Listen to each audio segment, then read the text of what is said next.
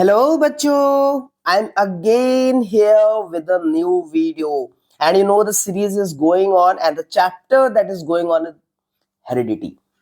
बहुत important chapter चल रहा है बच्चों, बोर्ड्स के लिहाज से, है ना। और यहाँ पे हम आ गए हैं, जो लास्ट लेक्चर है वहां पे। इस लेक्चर में हमें ये पढ़ना है कि कैसे जो ट्रेट्स होते हैं वो एक्सप्रेस होते हैं। How do the traits express, कैसे ये ट्रेट्स जो है वो एक्सप्रेस हो रहे हैं जनरेशन टू जनरेशन। कौन है वो, किस तरीके से वो जनरेशन में जो है ये आपके ट्रेट्स जो है ये ऑब्जर्वेबल होते हैं, ट्रांसफर कैसे होते हैं, कौन कंट्रोल करता है इन्हें। तो ये सारी चीजें हम देखने वाले हैं। और एक सबसे इंपॉर्टेंट चीज कि सेक्स कैसे डिटरमाइन होता है किसी बेबी का, है ना। जो बेबी होने वाला है वो बॉय होगा या गर्ल होगी, कौन डिसाइड करेगा? फादर डिसाइड करता है या मदर डिसाइड करता है? किसका रोल होता है? ठीक है, तो ये सारी चीजें आज इस लेक्चर में हम लोग पढ़ने वाले हैं। तो चलो बिना देर किए शुरू करते हैं इस चैप्टर को। सबसे पहली चीज बच्चों कि how do these traits get expressed. ये जो ट्रेट्स है, मैंने बताया था ना, ट्रेट्स मतलब होते हैं कैरेक्टरिस्टिक्स। तो ये जो कैरेक्टरिस्टिक्स होते हैं, आखिर इनको कंट्रोल कौन करता है? जैसे सपोज दैट कि आपकी आई का कलर ब्राउन या जो है आपके आईज का कलर ब्लू है, तो ये ट्रेट कौन कंट्रोल करेगा कि भाई आपकी आंखों का कलर ब्लू होगा या आपकी आंखों का कलर जो है वो ब्राउन होगा? कौन कंट्रोल कंट्रोल कर रहा है इस जनरेशन टू जनरेशन इन चीजों को? तो है ना, ये बड़ी क्यूरियोसिटी वाली चीज है। तो डेफिनेटली हम इस चैप्टर के लास्ट जो टॉपिक्स है इसमें हम इन चीजों को समझेंगे और जानेंगे। तो देखो बच्चों, ये जो सारे जो ट्रेट्स होते हैं ना, इनको कंट्रोल करता है, एक सिंपल भाषा में अगर बात करें तो इनको कंट्रोल करते हैं हमारे जीन्स, है ना। ये जीन्स कंट्रोल, यानी genes control the expression of a trait और a character in an organism. किसी भी ऑर्गेनिज्म में कैरेक्टर या ट्रेट को कंट्रोल करने का काम जीन्स का होता है। ठीक है, देखो आपको आपको पता है जो सेलुलर डीएनए होता है ना, वो होता है it is information source for making a protein. ये जो डीएनए वगैरह होते हैं ना, यही प्रोटीन बनाते हैं किसी भी सेल में। और इसी डीएनए पे क्या होता है, इस डीएनए के पास इंफॉर्मेशन होती है किसी भी प्रोटीन को बनाने के लिए। अब वो इंफॉर्मेशन किस फॉर्म में होती है? जीन के फॉर्म में होती है। हाँ जी बच्चों, भाई किसी भी प्रोसेस को करने के लिए, अभी मैं देखो एग्जांपल के थ्रू आपको चीजें समझाऊंगा। हमारी बॉडी में डीएनए होता है, डीएनए के पास क्या होती है? इंफॉर्मेशन होती है प्रोटीन बनाने के लिए। और वो जो इंफॉर्मेशन होती है वो जीन्स के फॉर्म में होती है उनके पास। ठीक है, तो ये जो जब प्रोटीन बनाते हैं तो प्रोटीन कैसे कंट्रोल करता है किसी कैरेक्टरिस्टिक को? तो हम यहाँ पे एक एग्जांपल से समझते हैं। जैसे सपोज दैट हम हाइट ऑफ द प्लांट, यानी प्लांट की जो हाइट है वो एक एग्जांपल लेके समझते हैं कि जो प्लांट की हाइट है वो कैसे कंट्रोल हो रही है। आपका जो होने वाला प्लांट है, ठीक है, वो टॉल होगा या वो डॉफ होगा, ये किस तरीके से कंट्रोल होता है? जैसे हमने ये तो देख लिया, अगर एक नंबर में पूछ लिया तो आप लिख सकते हो जीन कंट्रोल करते हैं, पर थोड़ा सा एक्सप्लेन अगर करना होगा तो एग्जाम में आप कैसे लिखोगे, है ना। तो इस चीज को थोड़ा सा मैं एक्सप्लेन करता हूं, जिससे आपका एक क्लियर थॉट प्रोसेस डेवलप हो जाए कि हाँ ओके, इस तरीके से चीजें हो रही है, प्रोसेस जो है ये क्या है। तो देखो आपको पता है ना कि टॉलनेस कोई किसी प्लांट में जो एक कैरेक्टरिस्टिक होता है, ये एकदम क्लियर है आप? ओके, अब देखो आपको पता है कि ये जो टॉलनेस है यानी बेसिकली ये ग्रोथ है। ओके, तो होगा क्या कि ये जो आपकी जो ग्रोथ है ये कौन कंट्रोल करता है? आपको पता है हमारी बॉडी में अगर बात करें ग्रोथ वगैरह को जो है ये हमारे हार्मोन्स कंट्रोल कर रहे हैं, है ना। तो टॉलनेस जो एक कैरेक्टरिस्टिक हो, इसको कंट्रोल करेगा उस प्लांट में प्रोड्यूस होने वाला हार्मोन, है ना। जो भी पर्टिकुलर प्लांट हार्मोन होगा, ठीक है, प्लांट की हाइट को वही कंट्रोल करेगा। ओके, और अब कितना हार्मोन प्रोड्यूस होगा उस प्लांट में, है ना। देखो आपको हमने पढ़ा भी होगा, आपने ये भी देखा है कि हमारी बॉडी में जो प्लांट हार्मोन जो प्रोड्यूस जो हार्मोन्स प्रोड्यूस हो रहे हैं, वो जिस हिसाब से वो प्रोड्यूस हो रहे हैं उस हिसाब से हमारी ग्रोथ होती है। हम जो है टॉल होंगे या डॉफ होंगे, ये डिपेंड करेगा वही हार्मोन कितना प्रोड्यूस हो रहा है, यानी कितना वो बन रहा है। और इस हार्मोन को बनाता कौन है? प्रोटीन्स बनाते हैं, है ना। इस हार्मोन को बनाने में, ठीक है, ये आपके प्रोटीन का रोल होता है। और प्रोटीन क्या होता है? एंजाइम्स। तो अब कितना एंजाइम प्रोड्यूस होगा है ना। या प्रोटीन कैसे बनेगी, कितनी प्रोटीन आपके प्रोड्यूस होगी, ये डिपेंड करेगा जीन्स के ऊपर। मैंने अभी बताया ना कि डीएनए में क्या होता है, डीएनए के पास वो इंफॉर्मेशन होती है प्रोटीन बनाने की, और ये प्रोटीन क्या है, बेसिकली एंजाइम है। तो ये कौन बनाएगा, वो इंफॉर्मेशन किस फॉर्म में होती है, वो इंफॉर्मेशन जीन्स के फॉर्म में होती है। और ये जीन्स कहां पाए जाएंगे बच्चे, ये जीन्स आपके डीएनए पे होते हैं, है ना। तो ऑल टुगेदर अगर देखा जाए तो हमारे इस पूरे प्रोसेस को कंट्रोल करते हैं हमारे जीन्स। अब एक शॉर्ट समरी में बता देता हूं कि सपोज दैट कि कोई प्लांट है, वो टॉल होना है उसको, ठीक है। तो टॉल होने के लिए कौन इंपॉर्टेंट रोल प्ले करेगा, जो हार्मोन उसमें प्रोड्यूस होगा। कितना हार्मोन प्रोड्यूस होगा ये कौन डिसाइड करेगा, एंजाइम और प्रोटीन। प्रोटीन कैसे बनेगा ये कौन डिसाइड करेगा, जीन। और जीन कहां पाया जाता है, डीएनए पे। और डीएनए कहां होगा, क्रोमोसोम्स में। क्रोमोसोम्स कहां होंगे, न्यूक्लियस में। तो इस तरीके से ये पूरा प्रोसेस है। तो ऑल टुगेदर देखें तो जीन्स इस तरीके से पूरे कैरेक्टरिस्टिक को क्या कर रहा है, कंट्रोल कर रहा है, ठीक है। अब देखो जो मेंडल के जो एक्सपेरिमेंट्स हैं उनके हिसाब से अगर हम बात करें तो दोनों पेरेंट्स यानी फादर और मदर, ये ना लास्ट लेक्चर में भी हमने बात की थी, दोनों पेरेंट्स, बोथ पेरेंट्स, है ना, यानी फादर और मदर दोनों जो है इक्वल डीएनए कंट्रीब्यूट करते हैं अपने बच्चे में या प्रोजनी में सेक्सुअल रिप्रोडक्शन के समय, ठीक है। इसका मतलब दोनों जो पेरेंट्स हैं वो डिटरमाइन करेंगे प्रोजनी में जो भी ट्रेट्स होंगे। यानी सपोज दैट आपकी आंखों का कलर या आपके नोज की शेप या आपके ईयर का कलर या आपकी हाइट, स्किन कलर, ये मतलब फादर और मदर दोनों आप में डिसाइड करेंगे कि किस तरीके से आप में ये सारी ट्रेट्स जो है ऑब्जर्वेबल होंगे। इसका मतलब ये है कि दोनों कंट्रीब्यूट करते होंगे। कोई अगर जीन है ना, तो उसकी कॉपी को क्या करेंगे, दोनों कंट्रीब्यूट करेंगे, यानी पेरेंट यानी फादर और मदर दोनों कंट्रीब्यूट करेंगे आप में, है ना। इसका मतलब ये है कि जो ईच प्लांट है, पी प्लांट, उसके बाद दो सेट्स होंगे हर जीन के, एक फादर से आएगा और एक कहां से आएगा बच्चे, एक इनहेरिट होगा आपके मदर से। ओके। तो ये जो मैकेनिज्म है, इस मैकेनिज्म के वर्क होने के लिए क्या इंपॉर्टेंट है कि हर जर्म सेल के पास क्या होना चाहिए, they have only one set of gene, एक जीन सेट होना चाहिए उनके पास, हर जर्म सेल के पास, ठीक है।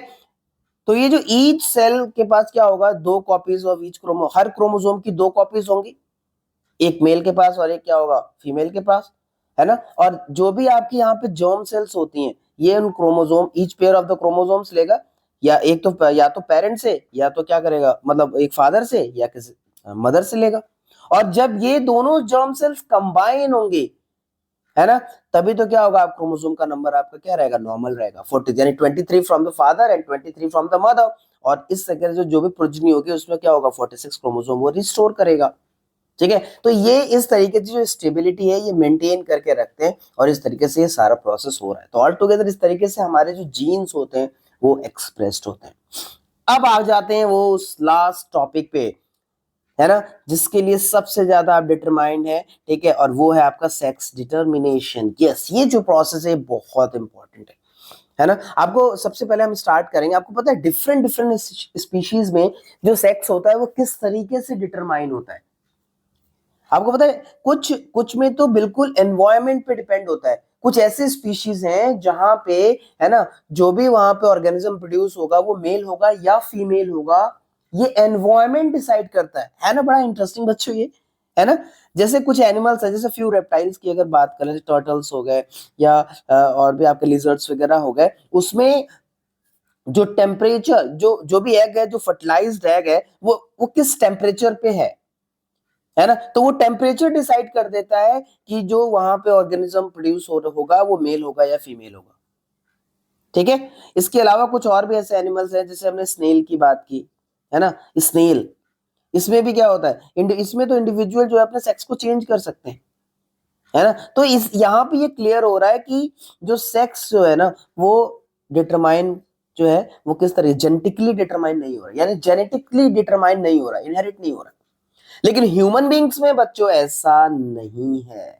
यस, हमारे अंदर क्या होता है, जो सेक्स डिटर्मिनेशन होता है वो जेनेटिकली डिटरमाइंड होता है, ठीक है। इन दूसरी भाषा में कहें तो जो जीन्स होते हैं वो हमारे पेरेंट्स से जो इनहेरिट होते हैं ना, वही डिसाइड करते हैं कि बॉय होगा या गर्ल होगा, ठीक है बच्चों। तो चलो इसको बिना देर की एकदम इसको भी क्लियर कर लेते हैं। देखो अगर हम बात करें जितने भी हमारे ह्यूमंस हैं, हम लोग जितने भी लोग भी हैं ना, उनके पता है कि all the human have chromosomes, सबके पास क्रोमोसोम होता है। हमें पता है हमारे पास कितने क्रोमोसोम हैं बच्चे, हमारे पास 46 क्रोमोसोम्स होते हैं, ठीक है, यानी 23 पेयर्स।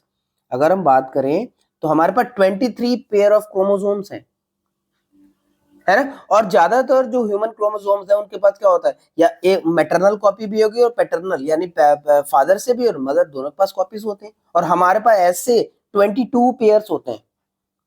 इस तरीके से हमारे पास 22 पेयर, एक्चुअली में क्या है 46 क्रोमोसोम्स है, जिसमें से 23 पेयर हो गए सारे, है ना। 46 क्रोमोसोम यानी 23 पेयर। अब उस 23 पेयर ऑफ क्रोमोसोम्स में से जो 22 पेयर होते हैं वो लगभग लगभग सेम होते हैं, है ना। लेकिन जो लास्ट वाला पेयर होता है ना, उसको हम लोग बोलते हैं सेक्स क्रोमोसोम। ध्यान रखिएगा, उसको बच्चों हम लोग सेक्स क्रोमोसोम्स बोलते हैं, ठीक है। ये परफेक्ट नहीं होता, किसमें, मेल्स में।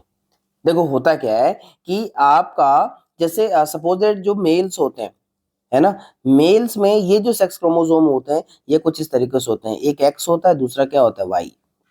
और जो फीमेल होती हैं, ठीक है, फीमेल में क्या होता है एक्स और एक्स होता है, यानी इसमें तो परफेक्ट पेयर है, लेकिन मेल्स में क्या होता है ये एक्स और वाई होता है। समझ में आ रहा है। तो और इसके अलावा एक चीज और ध्यान देना बच्चों, जो एक्स क्रोमोसोम होता है मेल्स में उसका साइज थोड़ा सा लार्ज होता है, और वाई वाला जो होता है वो साइज में थोड़ा स्मॉल होता है। बोर्ड में क्वेश्चन पूछा गया है तो एकदम क्लियर होना चाहिए आपको, ठीक है। तो यहाँ देखिए, यहाँ मैं आपको एक्सप्लेन करता हूँ। ये देखो फादर, फादर के पास जो क्रोमोसोम है वो एक्स है और क्या है वाई है।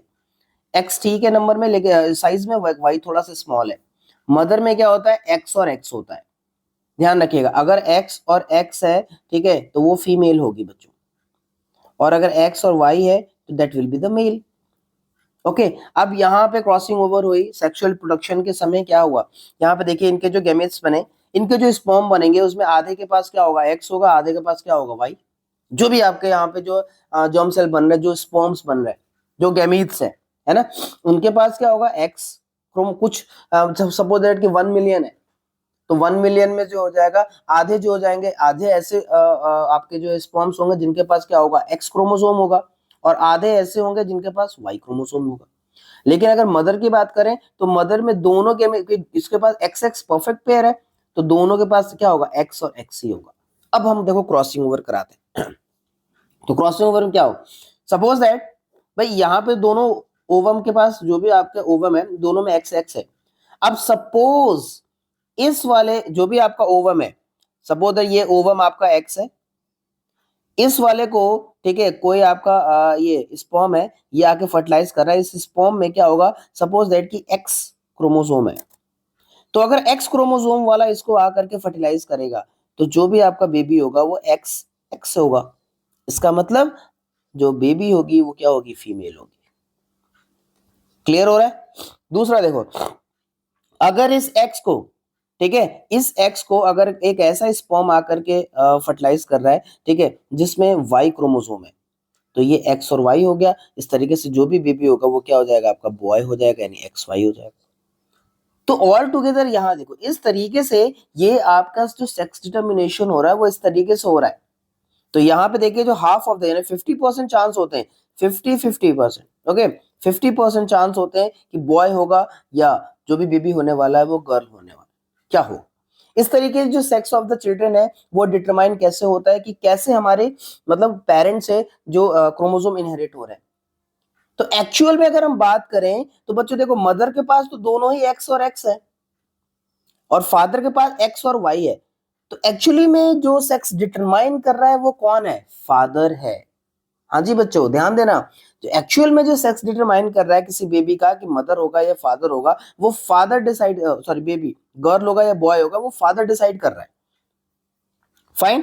तो देखो फादर कैसे डिसाइड कर रहा है बच्चों, क्योंकि मदर के पास क्या है दोनों ही एक्स सेक्स हैं, लेकिन अब इस एक्स को फर्टिलाइज कौन करेगा, फादर का एक्स क्रोमोसोम या फादर का वाई क्रोमोसोम। अगर फादर का एक्स क्रोमोसोम इसको फर्टिलाइज करेगा तो बेबी आपकी जो है वो गर्ल होगी, और अगर वाई वाला इसको फर्टिलाइज करेगा तो आपका जो बेबी होगा वो बॉय होगा। इसलिए ध्यान रखिएगा कि फादर से होने वाले जो भी क्रोमोसोम्स हैं वही डिसाइड करते हैं कि बेबी जो है वो बॉय होगा या गर्ल होगा। और आपको पता है हमारे देश के बहुत सारे क्षेत्रों में, है ना, जब लड़की होती है तो मदर को दोष दिया जाता है कि तुम्हारी वजह से जो है लड़की हो गई, हम उसे कर्स करते हैं। तो ये गलत है, ऐसा हमें नहीं करना चाहिए बच्चों, ये बहुत ही गलत जो है ये कस्टम है। ठीक है, तो ये सारा का सारा जेनेटिकली डिटरमाइंड होता है ह्यूमंस में। तो ये रहा आज का वीडियो। आई होप मैंने बहुत ही आसान भाषा में आपको समझाने की कोशिश की है। और बच्चों एग्जाम पॉइंट ऑफ व्यू से ये बहुत बहुत इंपॉर्टेंट है। एक्चुअली में थोड़ा सा एक कॉम्प्लेक्स टॉपिक है, बच्चों को इजीली समझ में नहीं आता, है ना। तो डेफिनेटली अगर आप को ये वीडियो पसंद आई है, अपने फ्रेंड्स के साथ आप शेयर करिए, ठीक है, और इस चैनल को साइंस क्रैप को सब्सक्राइब करिए। Okay, so that's all for today. Keep sharing and keep learning. Tata, bye bye.